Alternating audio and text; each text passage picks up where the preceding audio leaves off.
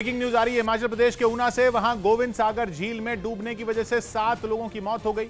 यह हादसा उस वक्त हुआ जब मोहाली से आए 11 लोग गोविंद सागर झील में नहाने के लिए उतरे थे, लेकिन नहाने के दौरान सभी लोग गहरे पानी में चले गए, जिससे सभी लोग डूबने लगे। हंगामा मचा तो आसपास के लोग वहां जमा हो गए और किसी तरह से 4 लोगों को सुरक्षित बाहर निकाल लिया गया, लेकिन 7 लोग गोविंद सागर झील में डूब गए।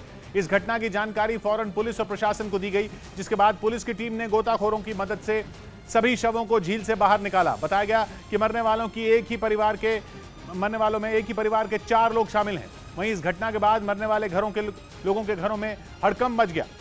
मतलब यह कि लगातार हो रही बारिश की वजह से वहां के कई इलाकों में बाढ़ जैसे हालात बन गए हैं और ऐसे हालात में जरा सी लापरवाही से लोगों की जान तक जा रही है, लेकिन इसके बाद भी लोग मानने को तैयार नहीं है। इस बीच हिमाचल प्रदेश के कई इलाकों में भारी बारिश और बादल फटने से लोगों की मुसीबतें और बढ़ गईं।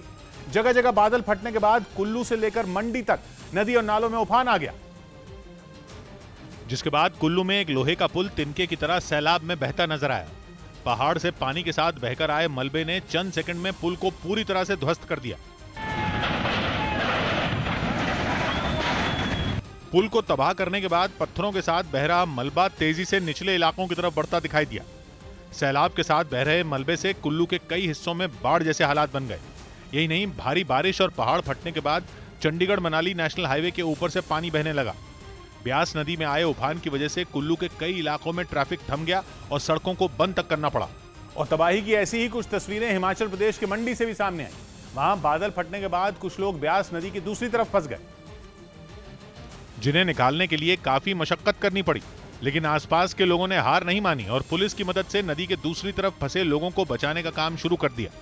सबसे पहले एक नाव का इंतजाम किया गया, जिसे नदी के तेज बहाव में उतारा गया, लेकिन नदी में उफान होने की वजह से बात नहीं बनी, जिसके बाद लोगों ने रस्सी की मदद दी और फिर नाव को रस्सी से बांधकर धीरे धीरे दूसरी तरफ खींचा गया। जानकारी के मुताबिक 24 लोग नदी के दूसरी तरफ फंसे हुए थे, जिन्हें बचा लिया गया।